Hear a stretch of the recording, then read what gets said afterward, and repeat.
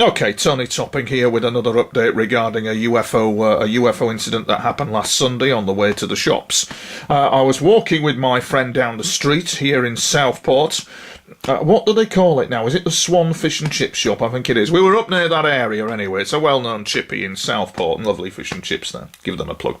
And about 7 o'clock, 7:15, just wandering for my mate to get some cigarettes. He smokes like a ruddy chimney, wandering to the offie, whatever.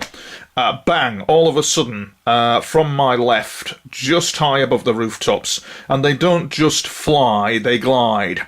And what we had is this scenario of this UFO gliding in at speed and stopping.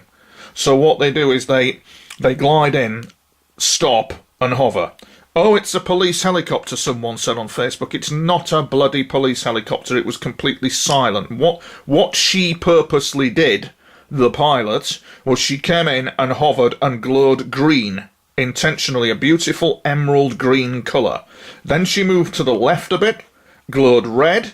Then she moved right, glowed green again, and flew off. Now, that colour, the green bit, is very interesting because there are a couple of extraterrestrial groups out there that I've been a covert witness to. One are Nordic, and the other group, and I'm not sure where they're from, are green in colour, but just very nice, very human-looking, yet green in colour, like little green men from Mars, but they're nothing like that. In fact, in real life, when you meet these aliens, or when you see them for the first time, some of them are blonde and blue-eyed, some of them are green in colour, some of them look exactly like human beings but have high foreheads or a concertina-type forehead. The stuff that Corey Good talks about the avians, they do not exist. Those chicken-looking aliens, no. We have human-looking extraterrestrials and various groups out there. Very interesting to note that certain contact groups in Sweden and certain contact groups in New Zealand know of the fact that Andromeda is a populated galaxy centre, which it is. And so the Nordics that I have witnessed come from Andromeda. And a few months back, over the Marine Lake in daylight, one of these UFOs came in for about 5 seconds, and I think it's the same one that we're seeing here, except when she came in this time, she was free pink lights a few months back over the Marine Lake, and then on this night, which was last Sunday, she came in again, green in colour. Just a comparison, so that's your green-coloured UFO, your emerald green-coloured UFO. She's hovering. That shot is taken when she's hovering. And then the next shot, this is a police helicopter. And then we can move into the other shot again. And then what she did is she flew off at speed. Where she went to, I'm not sure, but 9 times out of 10 with these guys and girls, they're coming out of bases from the oceans. They're not just coming from other planets. So when they're flying over our towns and cities or whatever, they're actually coming from bases in the ocean. There's a purpose as to why they're here, one of which is a warning. I've always said there is a warning to our governments. There are some big-name UFO researchers that tend to smile and wave at people like me, although I am liaising with one of them at the moment. One certain researcher says that it's New Age platitudes. This kind of warning thing is a New Age platitude. It ain't. It is not a New Age platitude. Our governments are indeed being warned by advanced cultures who are about... There's a lot of exaggeration, but they are about 700 to 800 years ahead in technology. They are, and in terms of the Nordics, the blonde, blue-eyed people who saved my bacon on 2 occasions, which I'll talk about in another clip. They're kind of like watching human affairs for some very specific reasons.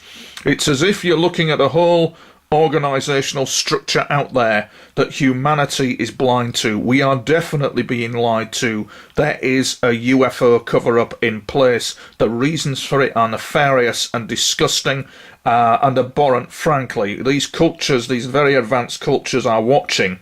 There are also civilizations like the human race out there as well, not acknowledged, but they are out there in other galaxies, and their technological levels slightly differ from the Nordics and the other groups that are out there. What I'll do is I'll probably do a piece to camera about all that specifically, but the incident over near the chip shop was amazing. Because the UFO came in and it hovered for a bit and it was going backwards and forwards. Now, it was doing something. They don't just turn up without reason. And the last time they turned up a few months back was because I was being overcome with exhaustion. constantly. After the death of my mother, I went through a very traumatic time, and I was nearly keeling over with exhaustion. In fact, in afternoons I used to be sleeping, and I just couldn't cope with it. And the appearance of this UFO over the marine lake here in Southport, that something went on where they had said that they had adjusted my energy levels, they'd adjusted me in some way, so that I could cope a bit better with what was going on, and I wasn't keeling over with exhaustion all the time. I'd gone through a very traumatic time. Now, I've communicated with the people behind these UFOs, and it seems to me that there is definitely something going on, and it seems to me that you have like the galactic equivalent of NATO, or some sort of policing going on over the skies here. They're watching something, you see. They're watching something, and one of the tragedies I feel after being 40 years of dealing with this is conflict, human beings in conflict with each other, and manipulated conflict. That's no New Age platitude. That really is an issue. It's a security issue, and these people in the UFOs know this. I gave an interview to Talk Radio a few weeks ago, actually, and indicated to them that we were being warned, which we are. Both Britain, America, Russia, all being warned about conflict, and the fact that it's just an absolute, utter piece of insanity. That we would go to war, for example, over a strip of land, or go to war over islands in the ocean, as in China and all that kind of thing. It seems very insane when you're looking at civilizations out there that are 700 to 800 years ahead of us and a bit more spiritually evolved. But the denial and the cover-up is disgusting. The denial and the cover-up is in place, and at all costs it cannot be revealed to the general public. So, in other words, for the cover-up to succeed in terms of myself, I'm making it up. It's all in my head. But I hope that the camera shall not lie, and that's the situation. So, next time we get some clearer skies, I am hoping for some absolutely cracking footage. It frankly, if I was to be frank, it irritates me that these UFOs are appearing, but only for a few seconds and then flying off again. That there must be a reason for that, because they are... These people behind the UFOs, they have a command structure, like a military command structure, a law structure, similar to human beings. It's all there, but we're being lied to, really lied to about it, and it's deeply worrying as to the depth that this lie goes to upon the human race, that we are not alone in the universe. Very big cover-up. Okay, ladies and gentlemen, that's it. Another update coming up by popular demand. You're wanting me to talk about the Nordic ETs, which I will do.